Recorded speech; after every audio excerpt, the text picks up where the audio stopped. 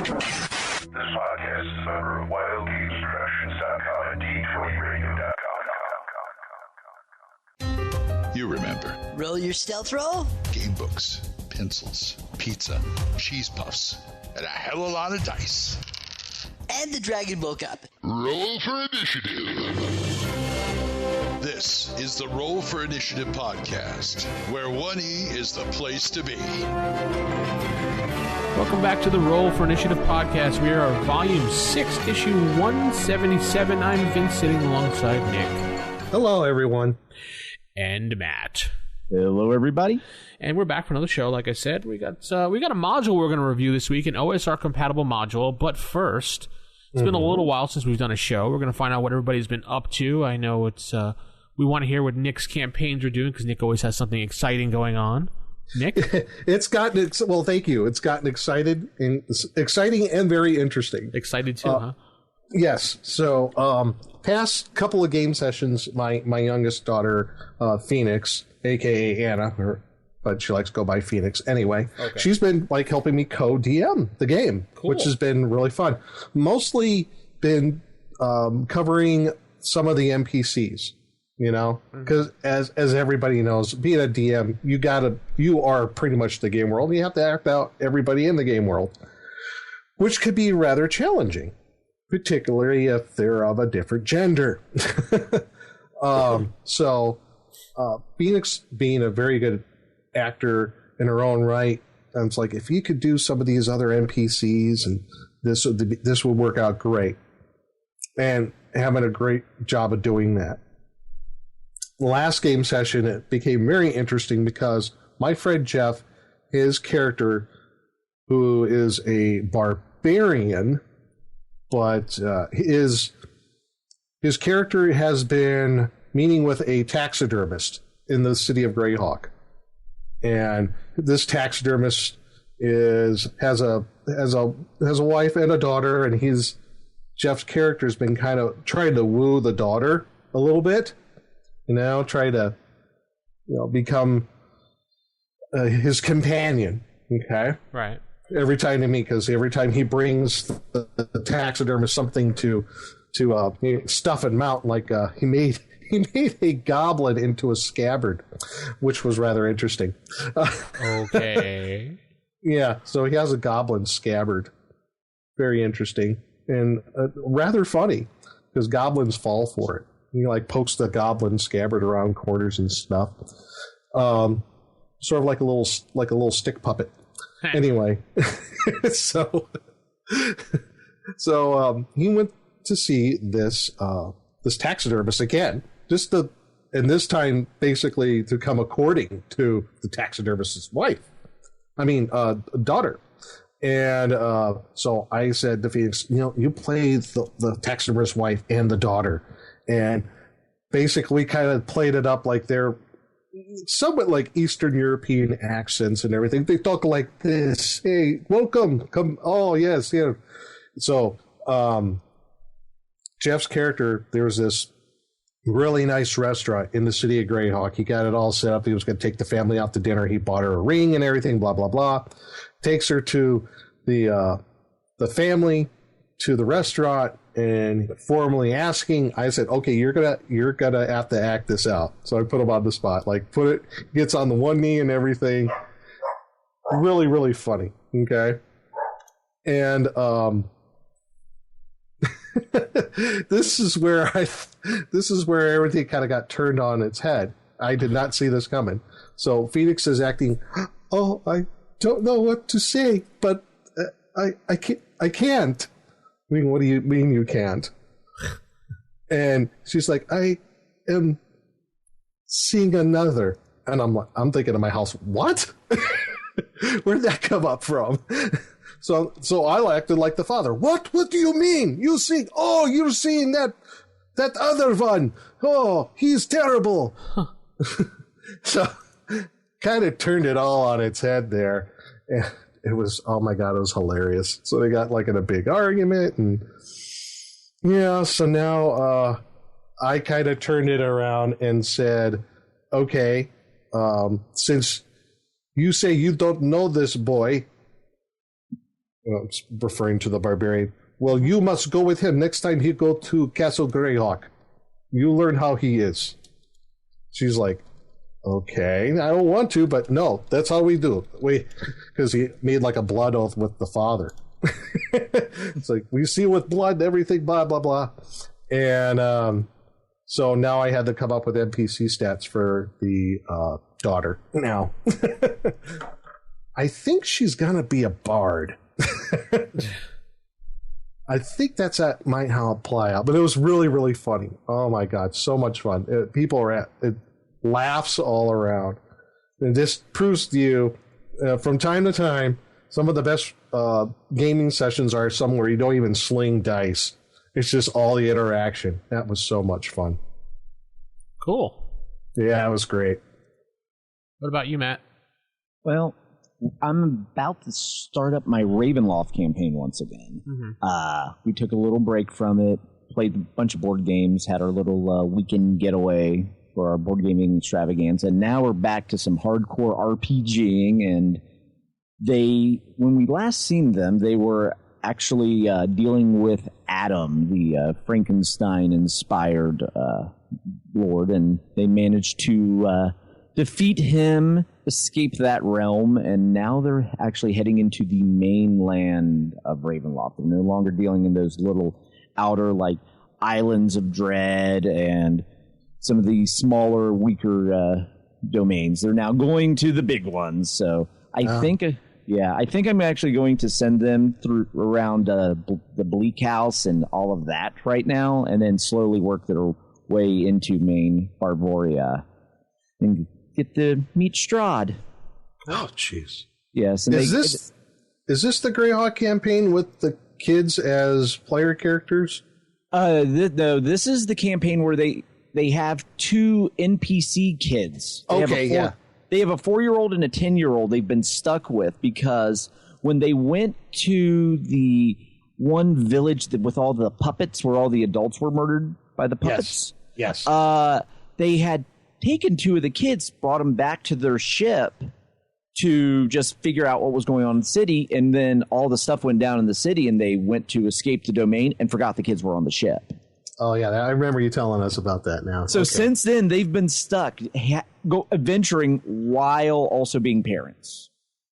Mm-hmm. The one dwarven thief in the party is actually taking the oldest girl, the 10-year-old, and training her to be a thief. So like being the surrogate father? Yes. That's great. So, and then the 4-year-old's taken to him as well because he's short and cuddly. Oh. So he's kind of like the adopted older brother figure. You know what that sets up for? Oh, yeah. A tragedy. Yeah. Oh, I already know. Hey, Strahd is looking for his long-lost love. I'm just saying. And then all of a sudden, this girl shows up, and we just get really creepy. Mm-hmm. Yeah. So I'm kind of maybe leaning towards that. I was just thinking also something you add along the way. Yeah. You got kids. A carnival. Oh, yes. A creepy Ravenloft carnival. Yes. Oh, Lord, yeah. Evil clowns and everything. Yeah. I'm also contemplating, since the oldest has been getting all that thieving training, maybe actually letting her have that level of thief, unbeknownst to the party. That'd be cool.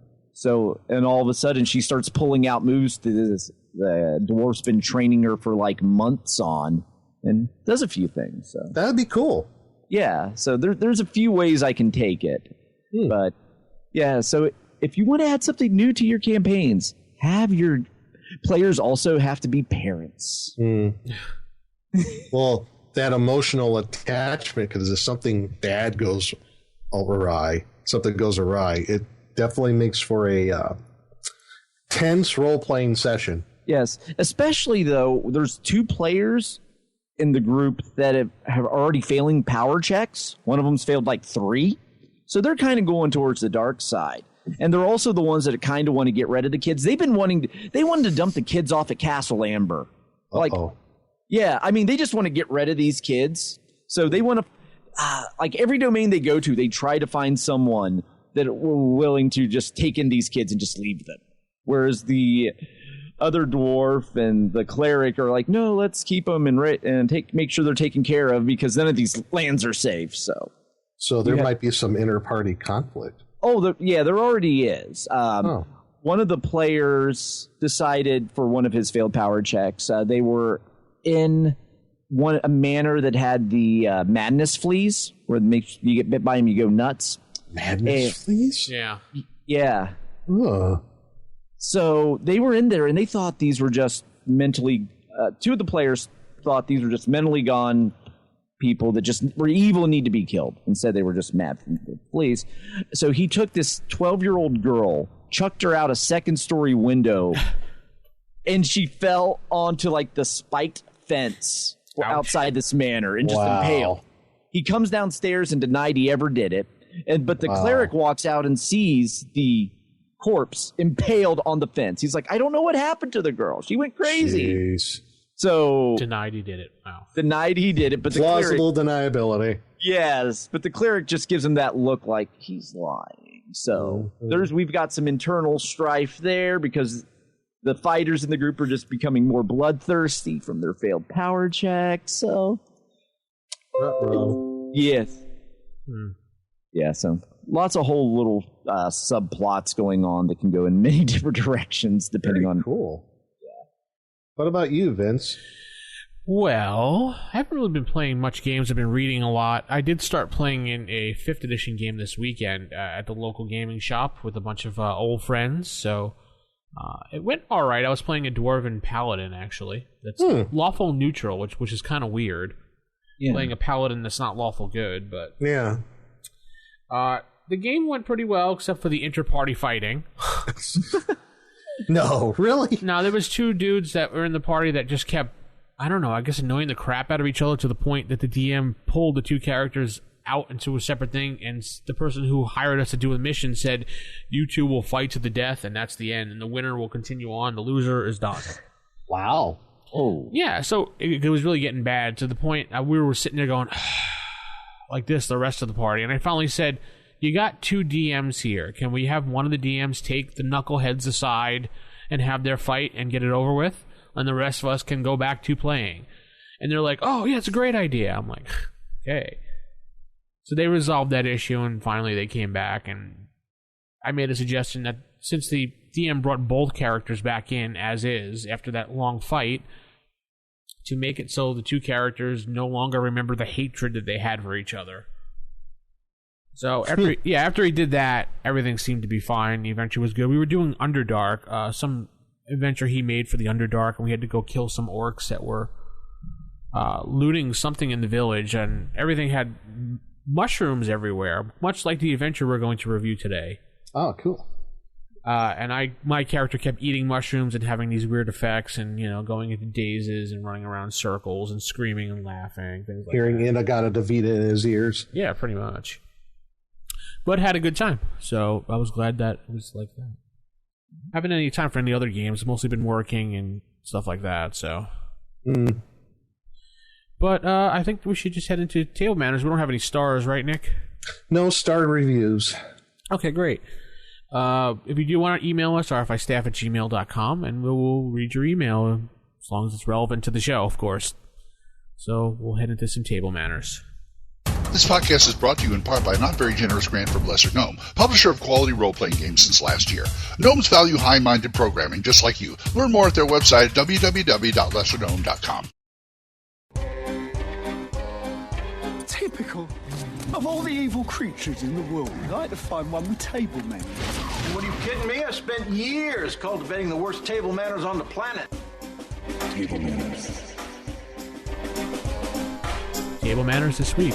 So the module that we had sent to us, I was sent an email by DM John a while back, and he gave us an OSR compatible module, which basically lands under, it could be used with original, basic, advanced, 2nd edition, anything that falls under the OSR brand, and it's called the Fungus Forest. And it's on RPG Now or Drive Through RPG, and I'll throw the link up there for Matt to put in our show notes. It's a pay what you want module, so you can pay nothing if you want, if you feel that it's not worth anything. But I suggest you highly pay the suggested price of $2.18 at the time of the recording. It is well worth it. 71 pages of this module is. Yep. Huge map. The map is so huge it has 4 quadrants. A, B, C, and D. But this is a pay what you want. This is a sprawling 100-plus cave complex suitable for low to mid-level play. You can download it. Obviously, the author says you can download it for free if you'd like, if you don't want to pay anything, or you can come back and donate, whichever. It features unique creatures and magical items, compatible with most of the games, obviously. It has maps, 2-page overview map spread of the caverns, 4-quadrant maps of each section. They were in colors, tiny tunnels, the Dark Fae, printable black and white, single-page version overview map, full color art layout, ready reference appendices so you can go back and find things easily, which we all know is a pain in the butt. Bookmarked and hyperlinked, and it's available in 2 formats, and the print edition will be coming soon. But let's jump right into the Fungus Forest and impressions of it. Matt, what's your impression of the module? Oh, I really like this. It's not an adventure, it's a campaign setting. Yeah. It's the way to look at it. Yeah, it's a mini campaign, absolutely. Yeah, think small Underdark is kind of the way to look at it. You have your Dark Fae, your Dark Pixies, a.k.a. you're playing the role of the Drow this week. And it very much is like Section A as I was going through it. I'm like, almost every room was like a new mushroom that the players can just get themselves in trouble with. And there's lots of that. The environment is very rich and very fungus-based. So be prepared to deal with all the effects of the fungi. So, which also it has that random fungus generator that I love random charts. Me too. So when it was like random fungus generator, I'm like, I will steal this in general. Like when the players are out foraging for stuff and they're like, oh, I'm looking for this spell component or whatever. Like, here's your random fungus. But there's so many mushrooms you can just like eat and die. It shows. Yes. I was like, Yes. a single saving throw, boom, dead. It's like, Right. Yes, it very much is that you shouldn't eat everything. It's very much old school in that mentality of and some of the ways you go are rather horrid. Yes, there's not a quick clean death. It's usually lots of convulsing and shivering or turning inside out or exploding. Yes, and there's also lots and lots of looting. Yes. You're going to be taking stuff off of the corpses of like everything. There's so many deceased people in this adventure. Now, tell me you guys did not, as soon as you start reading, just going, what was the guy smoking, and can I have some of it? Because this module was written like a stoner wrote it, man. Well, it is mushroom-based. Like that. Oh, yeah. And you can get your St. Gygax shield in this adventure. Yes. Yeah, that's I'll talk about that in a little bit. Yeah, that's fine. It's well written. It's well laid out. It's very professional looking, in my opinion. But the only thing that it's just like, what was the guy smoking when he wrote this, man? Nash Press, man. Who's Nash Press? I have to find out. Yeah, it was very much I have a bunch of cool ideas. Let's throw them all into one thing and kind of connect them together. And you realize at one point in the module when you get to, I think it's Quadrant B or C, when you go to the Goblin Kingdom, there's a whole bunch of like mini side quests in there that he demands that you do if you want to get through his kingdom, which I thought was really cool, too. Yeah. Right. I thought another good thing is in the different quadrants and all the different factions inside the Fungus Forest dungeon, it's the different factions in one way or another are in conflict with each other. Yeah. And he gives enough detail saying, okay, this faction is not as strong as this other one, and this is the reasons why. Gives some real good explanations on that. So, yeah, you could play maybe one faction off another, which is really good writing. Not sure. How long do you think it would take to run this thing? You're talking maybe like a couple months, maybe, the way this is built?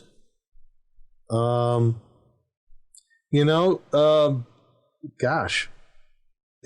Are you talking like maybe on a weekly or every other week sort of basis? Say we play like, a session every other week for like 4 or 5 hours. You think this would be a good couple month campaign, maybe?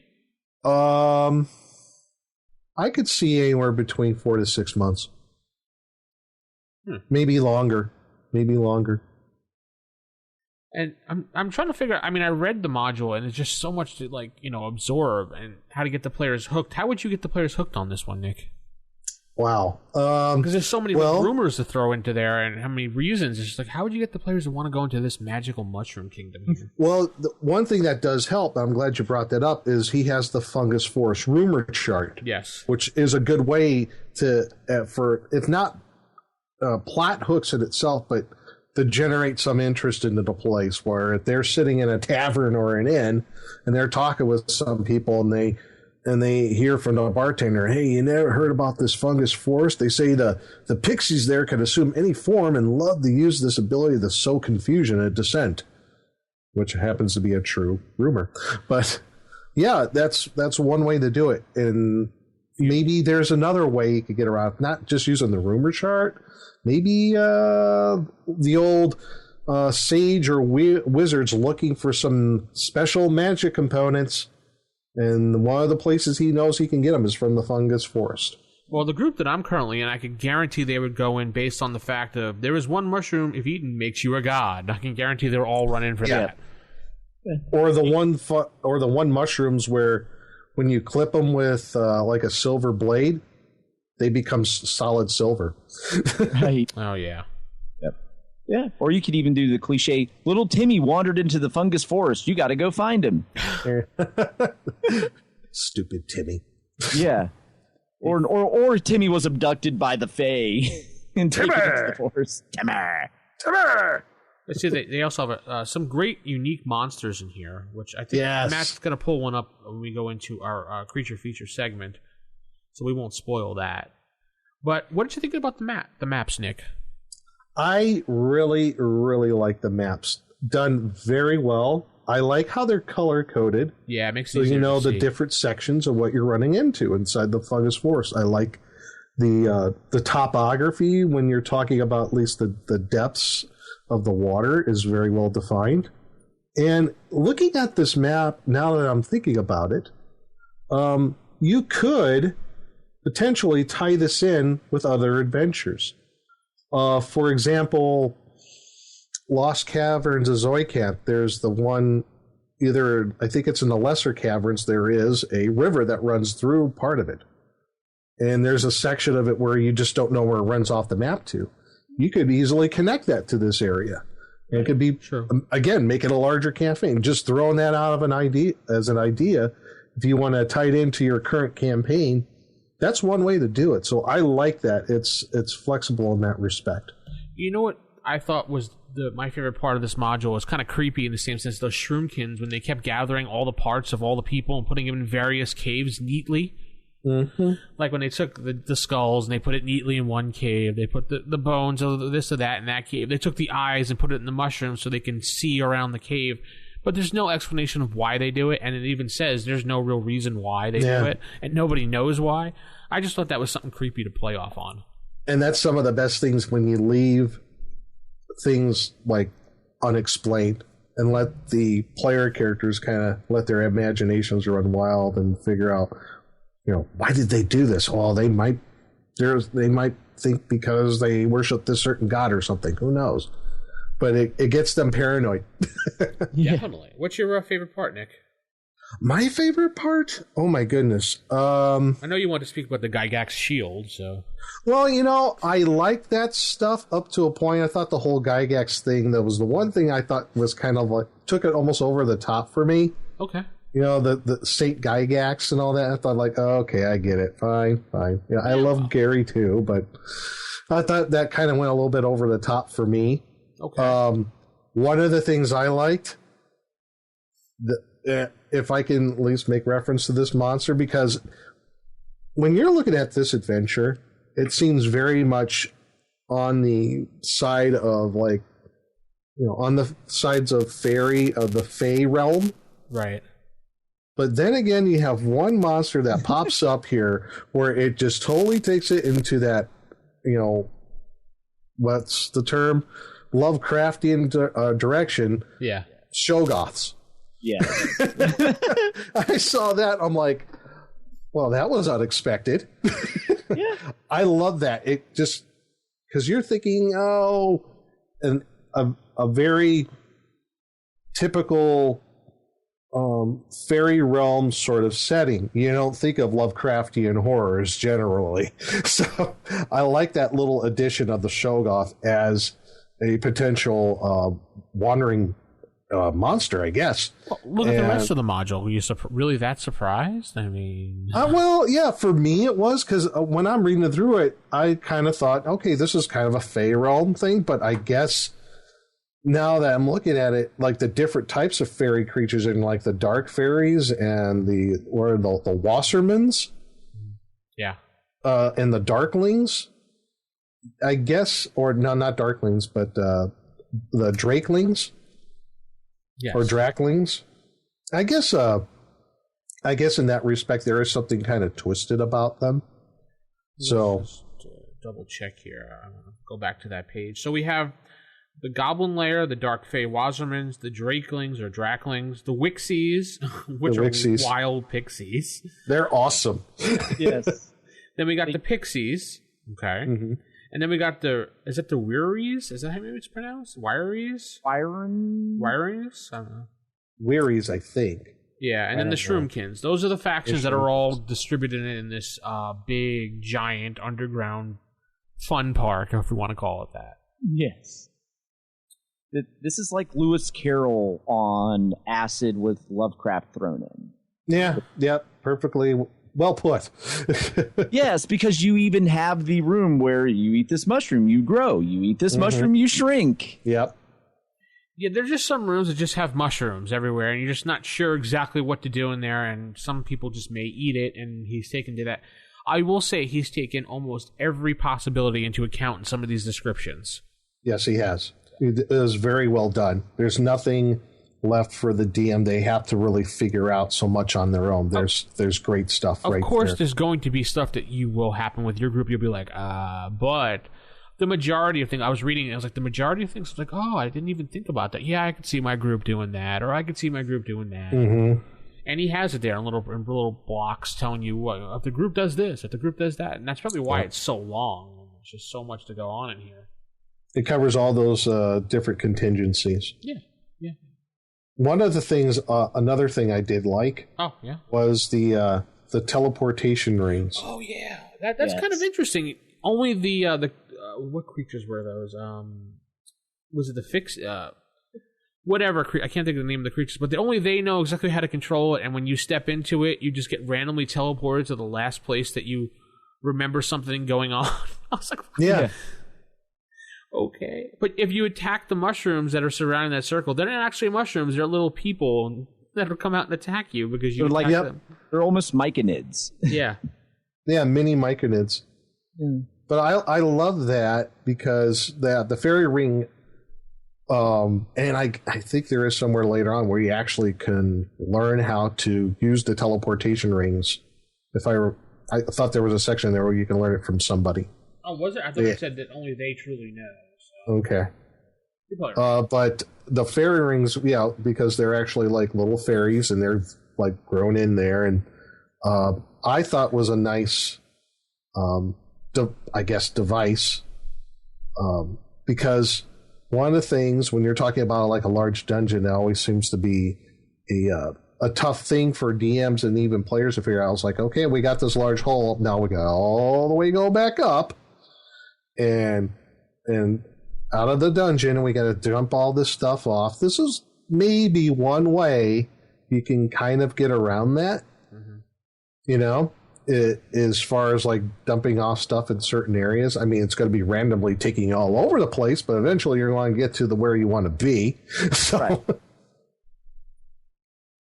So I thought that was a pretty cool little, I don't know, just a cool, interesting thing, the teleportation rings. What's your favorite parts, Matt? Well, with this, I was when I was reading, amused by the witch that tries to get you to kiss her. Oh yeah. Yes, so she could turn you into a frog. And with this, like every section has its own inner theme. It's like the Wixies that are sitting there as you go from like the fungus showroom of the Shroomkin and you go into their realm. They have their big wall keeping out all these fungus people, and they just sit up top of it taunting you like they're Monty Python. Yes. But if you end up doing something they deem brave, they're like, hey, come have a drink with us. Yeah. So I found just touches like that amusing because it's stuff you usually don't see in adventures, but at the same time you have seen in like geek media. So there's a lot of those types of references. That's right. They taunt you if you like back down and go away, they attack you. But if you do something brave and try to attack them, they go, whoa, whoa, whoa, come on in. You're our friends now. It's like, yeah, you're talking about the Wixies? Yeah. The Wixies I thought were really cool because they reminded me of the brownies from Willow. Oh yeah, okay. Yeah. Remember how kind of rough and tumbly the brownies were? Yeah. They kind of reminded me of that, and that's how almost I would kind of play them up because I purposely highlighted the section, the Cave of Ritual. Okay. I thought was really funny because this just tells you everything about Wixie culture. It says in it here, the young Wixie warriors undergo their initiation into manhood. This entails being hung by the ankles from the cave roof and punched in the face by passers-by, pelted with garbage, or worse, and taunted by Wixie children. This is a rite of passage. So you are actually obligated when you go by them to punch them in the face or throw things at them. Sweet. And I would play it up like they're not crying or anything. They're just taking it, you know? And then I could see the Wixies being like, you're now one of us. It's now time for your rite of passage. Oh, man. I never thought of that. That would be good. And then if they go through that, then all of a sudden they now have the Wixies on their side as they go into other areas. They have the Wixie friends because they're one of them. I wonder if you could kind of incorporate that. Like if one faction you win them over, will they help you or they not help you? Because the factions seem to be staying in their own areas and don't move from their areas, except the goblin ones who want to take over the other areas. So. Right. You're right. Everybody seems to be kind of on the defensive. Yeah, nobody's attacking. Necessarily offensive. Yeah. That could even be the main plot of your campaign is there's someone trying to stir it up and cause all the factions to feud simultaneously. Oh. Rebel rouser. Yeah. And maybe if stirring up the different factions, it can cause chaos up above. So they want to keep the status quo. And your job is to keep the status quo. Right. Oh, one thing I did catch on, another I think it's kind of a tongue-in-cheek inner gamer thing. What? Again, with the Wixies. Mm-hmm. What's their most prized metal? Electrum. They love Electrum. And what has Gary Gygax been known to put into his games? A lot of Electrum pieces. Yeah, that was always his favorite metal. I think it was. It was. So I love the whole thing about they value Electrum pieces, Electrum above almost any other metal. I thought that was pretty cool. I think that might have been a kind of a wink and a nod to that sort of inner gamer culture thing. I'm not sure, but I'm tending to think maybe yes. Well, yeah, he really wanted that Electrum to get off as the source of everything instead of gold. So right. Or you could use them as a great exchange bank.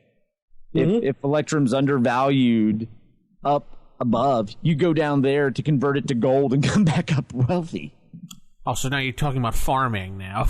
Yes. You farm you're farming now. It's wonderful. Collect all the Electrum you want because we got some suckers underneath that'll love it. Yeah. Right.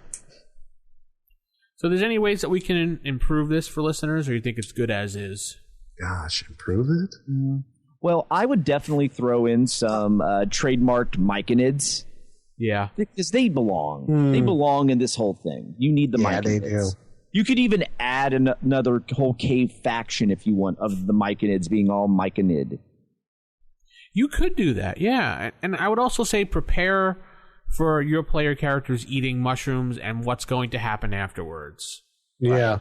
Because there might be a high body count. There could be a death. There could be strange effects going on according to the chart. Anything. I like that some of the death things, like you die, but your organs all turn to gold. It's like, whoa.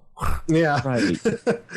I'm just trying to imagine like a party, cutting open the person and taking out their gold liver and spleen. Yeah, really. Hey. Oh, Nick's dead. I wasn't quite done with that. Isn't dead yet. I mean, just prepare for any situation. If they're going to eat the fungus, I guess you can't really warn them too much, but they might pick up. I think some of that is alluded to in some of the rumors, but you got to be lucky enough to get that rumor. Right. Yeah, I would just maybe. I might let like a magic user have some knowledge of some of the funguses, like make it like an intelligence check to see if he recognizes that fungus from like a spell or a book or something. Just to give them he'll be like, oh, wait a minute, I remember this. I don't know exactly what, but I remember this is a bad one or something. Yeah. Yeah, that's not a bad idea. I'm sure there's got to be someone in the party that's going to be into the whole herbalism type thing. Right. And it could even be a combination of, like, maybe the cleric will recognize one because it's used for like, healing or something. Right. Now, some of these, though, we got to mention, just because you eat them, it doesn't necessarily mean that you're going to die. There's actually some ones where they give you some positive things, like, what was it?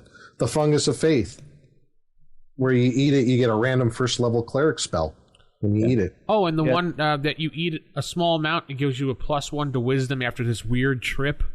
Yeah. But if you eat too much and you wind up like vomiting or something, and then you lose an intelligence. Yeah.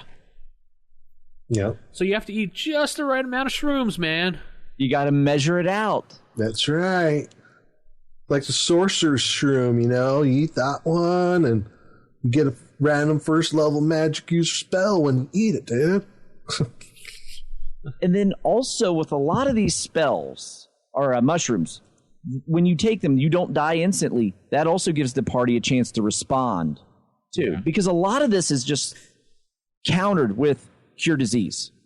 Or curse. Remove curse. Or curse, depending on the shroom. So it's not like it's you ate, you failed your save, you're dead. You ate, you failed your save, you're going to die really soon unless you act quick. Yeah. What about the situation when the witch turns the people into frogs? I mean, oh man, yeah. I know Matt was just talking about that, but so what if you don't have a remove curse? Is that you're dead? Whatever, the character's gone. I mean, is there a way to get out of that? Well, you can also convince her to remove the curse. Yeah, big diplomacy going on there. Right. Yeah. Perhaps she has something she wants. Maybe she wants that immortal shroom. Yeah, the one that doesn't exist. Yeah. Sure, here it is. Pluck. Right. Yeah. Oh, another thing I kind of thought that was like besides the Saint Gygax and the Electrum thing, there was another one. I think it was kind of a wink and a nod to Lord of the Rings. I don't know if any of you guys picked up on this. There's a section where, because I love this, the Grow Shrink Shroom Cave. Yeah. There was the tiny dwarf. Yes. The 8-foot tall dead giant halfling. He has a short sword +1 when glows when goblins are within 30 feet and a ring of invisibility. Yeah. Who could that be? Nobody. Nobody. Yeah, nobody we know. Never heard of him. There was another magical item.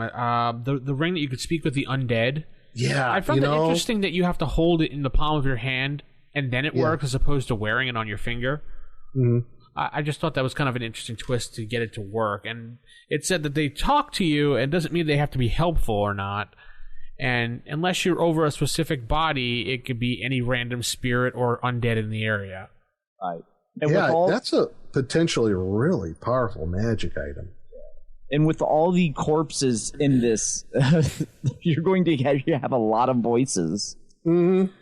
Well, just think, if you get that magical item, it's powerful, yeah, Nick, but say you activate it, you start talking to some random ghost or whatever, and then, your 5 minutes is up. Who's not to say that ghost starts following you because, hey, I talked to you once.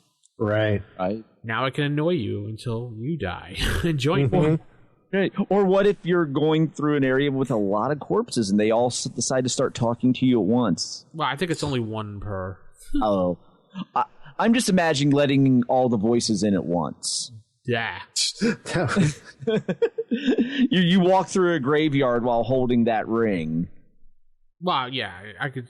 Well, I did like the fact that you could do it during combat too, and then like the zombie or whatever start talking to you for 5 minutes. Right. Distract the zombie. Talk to it. Oh, I thought that was interesting too. That Ring of the Restless Dead, you hold it. Yeah. To activate. I thought that was a nice little twist.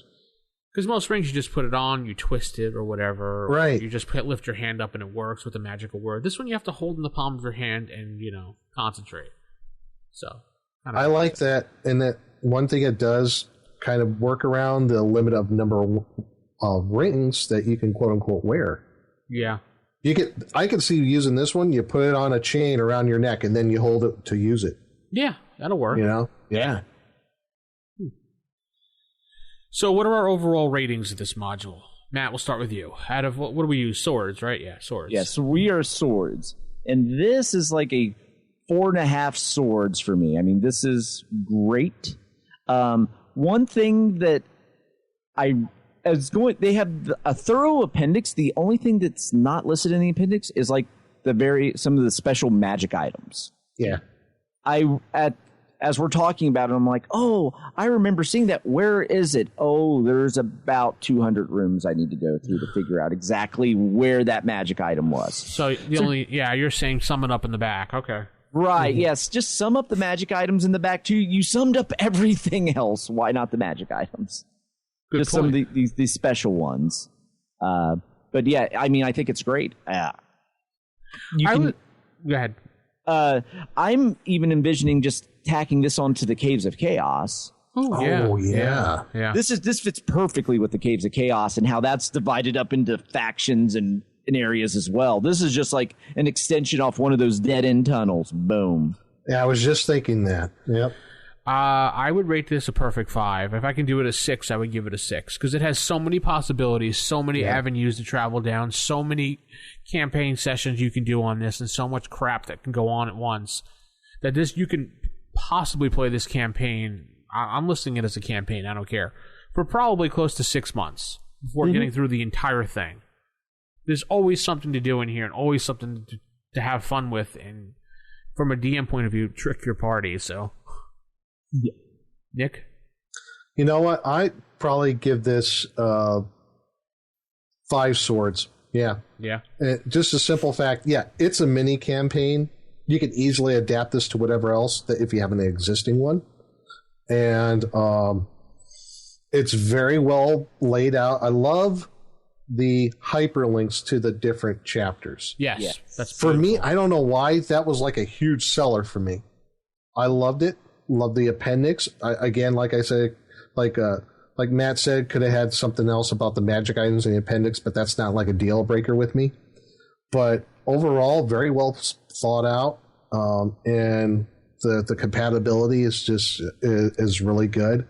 Yeah, I would love to use this. I've always, and on a personal, I've always envisioned like some sort of fungus forest sort of. I've always wanted like a big old room or something like that in a dungeon, and this way goes above and beyond my expectations. So this is like Journey to the Center of the Earth on crack. Yeah. Yeah, or magic shrooms, man. Like, whatever, man. Now I'm starting to sound like the dude.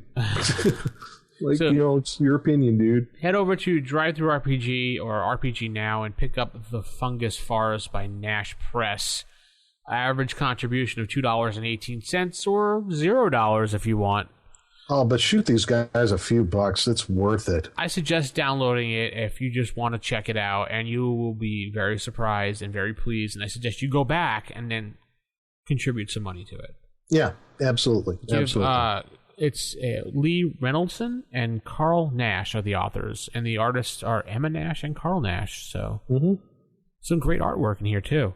Yeah, really well done. Compatible with everything from basic BECME all the way up to 2nd edition. So any OSR product can work with this. Yep. You make it work, we make it work. That's what we say, right, Nick? Absolutely. So let's head into some creature feature. Are you enjoying the show you're listening to right now? Want to help support the show? Why not head over to the Patreon site, patreon.com/WGP. That's patreon.com/WGP, and help support the network for as little as $1.50 a month. That's right, $1.50 a month goes a long way. Thank you.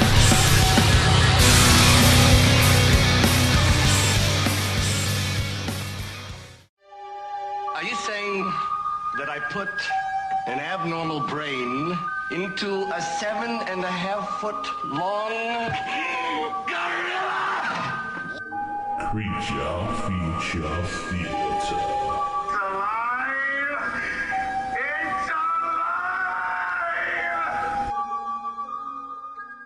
And now we are heading into the creature feature.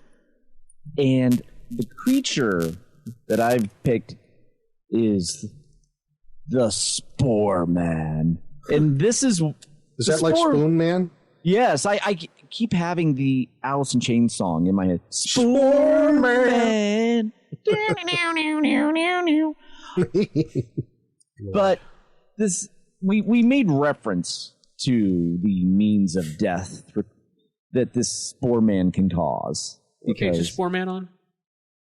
Spore Man is on page 65. Okay. Yep, in the appendix. You can find in the appendix. Oh, that's right. They're in the appendix. I keep forgetting yes. If you had to sort through the entire module or the book to find Spore Man, that would be very sad. So this appendix is a must for this because it's so massive. Yeah. Yeah. The Spore Man is a fungal creature that used to actually be a humanoid, but then was infested with the white spore fungus. And the white spore fungus, just to give you a quick little deal on it, because it's required to make these spore men. It's a white fungus that releases a noxious cloud into the air. You fail and you have to make a save. And if you fail it, you feel faint and queasy, then you make save roll number 2. Yeah. This is the roll that counts. Well, actually, the first one is the most important one. But number 2 determines whether you start frothing at the mouth, shake, and then spasm until you implode, turning your body inside out. But if you make your save, you live, and then but you're still frothing and spasming, and then you turn into a Spore Man and proceed to attack your fellow party members. So all Spore Men were nice people at one point. At one point. At one point. But they can be fixed. The Spore Men, if you cast Cure Disease on them, they will get better. They'll revert to their original form. So all is not lost if you do become a Spore Man. But I found it just very interesting that this is one of the monsters that when you kill it is when the really bad stuff happens, because that's when they erupt into the cloud of the spores where you all must make your saves. Otherwise, you'll either die or become Spore Men. Yeah. And then also fire, if you decide, we'll just start torching all the fungus and fungus men, it does double damage to them, but they erupt. And then you get your nice little cloud of spores as well. So this is just one of those creatures that it could be... for my adventure, I'm envisioning like, you need to go and find so-and-so. They went into the forest, never came back. Then you find them, but they're a Spore Man, and you can tell by maybe the armor they're wearing or some distinguishing object they still have on them. And then it's your job to figure out, should we just kill him and say he's dead? Should we try to fix him? I mean, it's one of the many little plot hooks you can throw in. And the Spore Man, I mean, as a creature, really isn't all that scary. Damage-wise, it's got his fist. 1d6 damage there. AC of 4 with 5 hit dice, so it's a little tough, but nothing too scary. It's when you kill it, bad things happen to you. So it's almost like a real tough version of the gas spore. Yeah.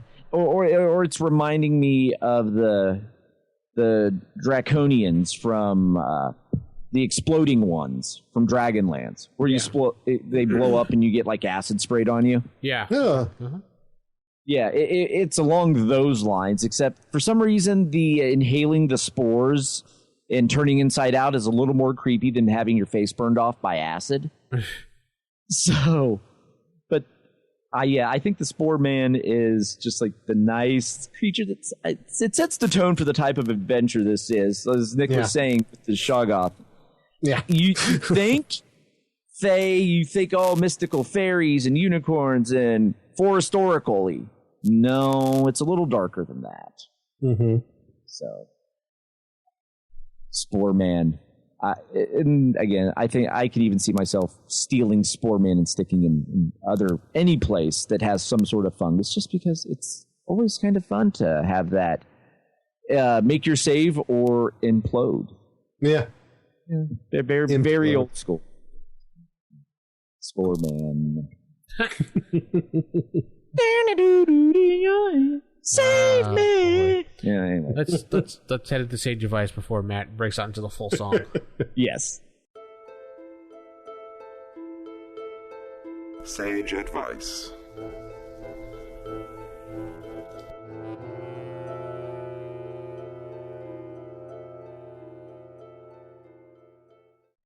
So Sage Advice, rfistaff@gmail.com is where we will read emails, and we have 2 emails this week.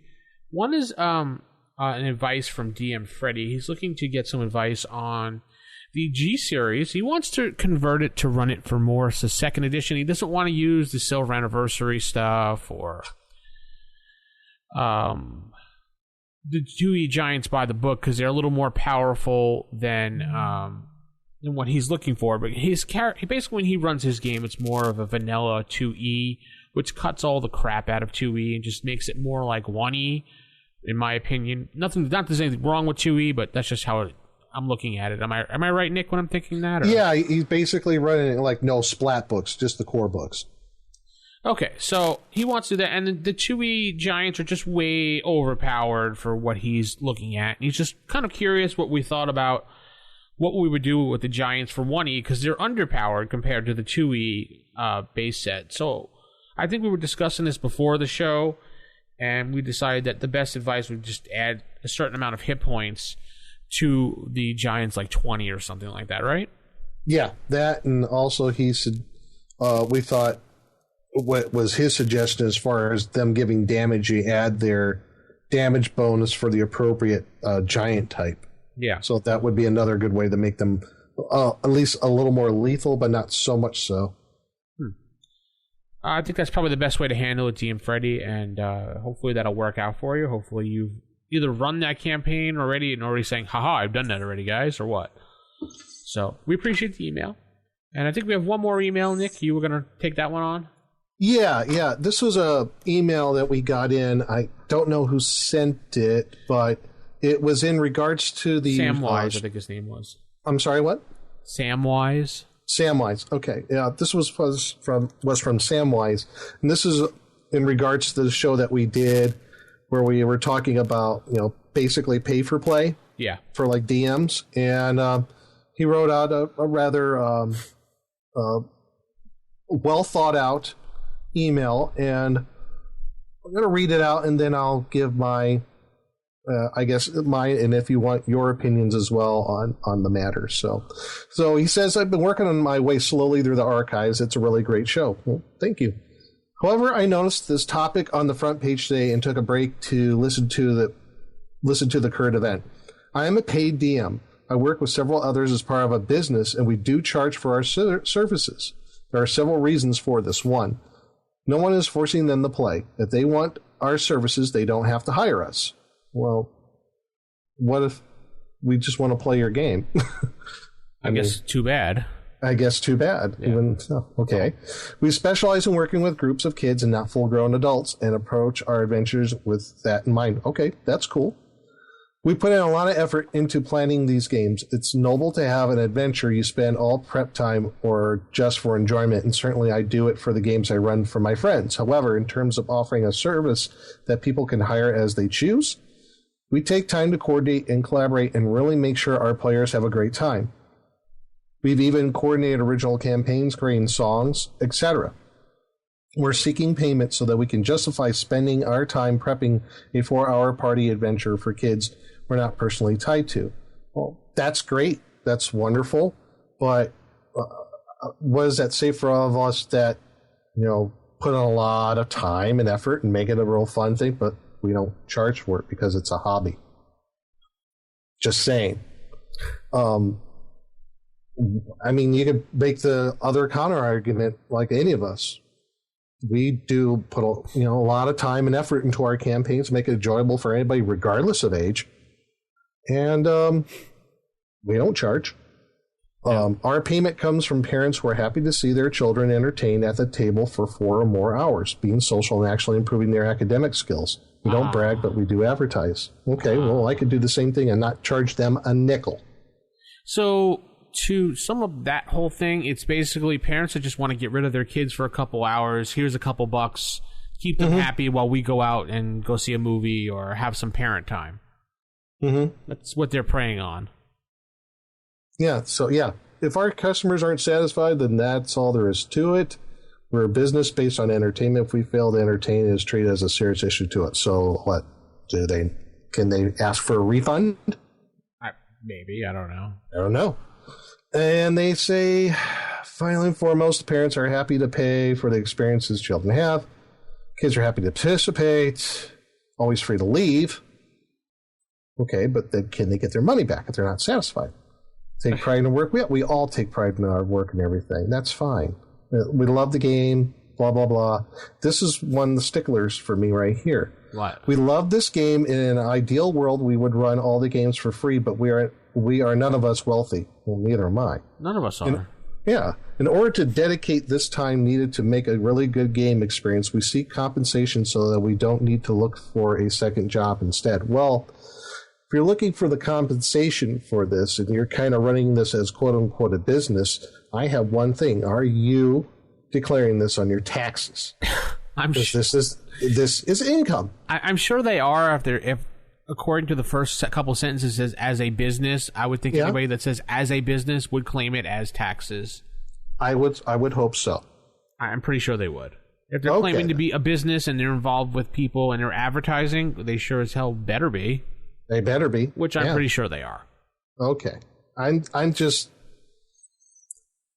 I don't know. The whole thing, like professional dungeon masters, is just like taken from the pages of Knights of the Dinner Table. It went from like fiction to reality. I'm like, really? Again, it goes back to the podcast that I held with the current events when it goes back to these people who know how to play prep games. They prey on the people who don't know how to play and say, no problem. I can show you how to play. You'll have a great time, but you got to give me a couple bucks. I need something in return. Get lost. Yeah, they're just playing on the ignorance of the parents. It's not ignorant. It's just people that don't know how to play and they really want to play and they probably can't find a group, or these kids that want to play, their parents don't trust them. But it's a business with a lot of kids together, and it's a business. Okay, that means it's fine. We'll give them $10 whatever for the day or whatever. Which I don't know how much charging, he didn't say, but I'm sure it's probably a pretty penny if it's 4 hours to get rid of a bunch of kids. So. Yeah, I'd be kind of interested in seeing if they have a website or, what are their services that they provide. Well, I'm sure once he hears it, he'll let us know. Okay, fair enough. Yeah, because there's just something about it when you first hear it. For me, I just have that innate emotional response of like, it just doesn't feel right. Yeah. And I understand his points, and you could even look at it instead of he's providing the Dungeon Master services. If you think he's providing 4 hours of babysitting, you get compensated for that. Okay. And he just happens to be running games. If he portrayed it as that, I'm trying to figure out why that doesn't bother me as much as him paying to have people run his games. Because babysitting isn't necessarily a hobby. Well, no, it's a professional business for quite a few people. So right. That's why we have what we call daycares. Yeah, we provide babysitting services for the most part. Right. While being a dungeon master for a game, I don't know if that's a recognized profession in the United States. Well, well, anything you get paid money for can be a profession. Right. So, but I have the same emotional response you do. I'm just trying to intellectually decipher why, if it was just the same thing was pitched slightly different, I'm okay with it. Yeah. You know what, though? It's like it's getting to that point where you had console gamers, and now they're having like professional tournaments for them that are going. Is this somewhat a kind of a part of that's kind of seeping into the pencil and paper RPG community, you think? Is this maybe a result of that? Well, the thing with professional gaming is it can make for a good spectator sport. An RPG session isn't a good spectator. It's not a good spectator sport, just live with commentary or live with the players playing. It has to be. Did you see that? Could you see that, guys? Oh my God, Nick just rolled his dice. He rolled a 1. Oh my God, Nick's character may die. Well, Vince, Nick should have used the technique of rolling the dice to the left side of the table. If he's taken the time before the game, can you imagine that? Oh my God. And someone who has, like, I'm watching on the TV where they have the little glow pen and they're circling. Well, if he would have rolled his dice over here and, sounding like, from Madden. Well, instead of sweeping towards the head, if he took out his leg, he would have still been able to get the information from the hobo that he needed to save the princess. But instead, he killed Brett Favre. They did it in Magic the Gathering on ESPN, so I don't see why they couldn't do it for D&D. Yeah, but that's true. That's right. They had Magic the Gathering tournaments on ESPN. I almost forgot about that. Oh, on Twitch, they have them every weekend. The Pro Tours of Magic tournaments, you can make but that's thousands Twitch. of those. That's Twitch. It's not regular TV like ESPN. So Right. Then again, for some people, Twitch probably is regular TV. Yeah, I mean, for me, I don't have cable, so I mean, I will watch Twitch. But they have commentators, they have the crawlers on the screen, they have the graphics. It's covered like a competitive event. Ooh, that was a good move by DM Nick. You see that? How he twisted that wish around and made poor Johnny. He did a fantastic job there. I'm going to use that one. Johnny's character, man, his guts just split that. Oh, he should have if he just added that one word in, man. Yep. Is he going to say it? He needs to add the word "and." If he says "and," he's good. If he doesn't, he's doomed. What will he do? And like every sport, you're going to have names for like maneuvers and things named after certain things. Oh, there he goes. He's going to do the Gygax maneuver right there. It's going to cause a total TPK. I'm telling you. Okay. I could actually see tournament modules ran that way. Just imagine someone doing color commentary for a group going through the Tomb of Horrors. Oh, jeez. Where everyone at home knows what the module is, but the players don't necessarily do. Yeah. And that would add to it. So you the person at home has more knowledge than the players of what's going on. Then you have the camera shot behind the DM screen. Look at his notes. Oh, did you just notice that? What, Bob? I just noticed that Nick actually didn't roll any dice. What? No. He's employing. Were we playing Amber Diceless? No, he's employing the Gygaxian lie method behind the screen. No way. Did you just see that? Nick just rolled dice randomly, but just smiled at the players, making them think it meant something. I remember when Gygax. Come on. Or you have your controversy when you have that player that sneaks a loaded die to the table. Oh yeah. Yes, there you go. Then they get the slow motion replay of the die. You can see right there that backspin. That backspin is defying the laws of normal physics. That is a loaded die. Okay. So after that, so basically, yeah, it's bordering on ridiculous, essentially. I know there's when that show came out, a lot of people were like, "Well, if you don't want to play in it, don't play in it. Don't pay them. I don't have no problem with someone trying." Yeah, but you know what? There's nothing noble or ideal about what they're doing versus someone who's doing it for free. Yeah, exactly. I mean, don't kid yourself. You're like you said, Vince. You're basically providing a babysitting service with a DM. Well, Matt actually said that, but okay. I'm saying it. Okay. I'm saying it too. Okay, so whoever. Okay. Anyway, so that's going to wrap up the show for this week. Hopefully, we'll be back in a couple weeks with another show and something else. If you have any suggestions for us to review anything, rfistaff@gmail.com, we'll be happy to review OSR-compatible modules for first edition, whatever. We enjoy these things. It's fun just to see what's going on. And head over and get the module today and throw them a few bucks, and hopefully we'll boost some sales for those people and make them happy. Well worth the download. Oh, yeah. So I guess keep it original, keep it old school, and good night, everybody. Good night.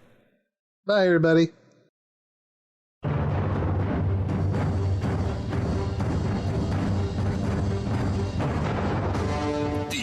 Initiative Podcast is a production of Wild Games Productions in association with D20Radio.com. You can visit us at rfipodcast.com or contact us on our forums at osrgaming.org or even by calling us at 570-865-4210. This podcast is produced for entertainment purposes only. All other uses are prohibited. And remember, if your magic missile spell doesn't automatically hit, you're playing the wrong edition. Thanks for listening, and we'll see you next time on Roll for Initiative.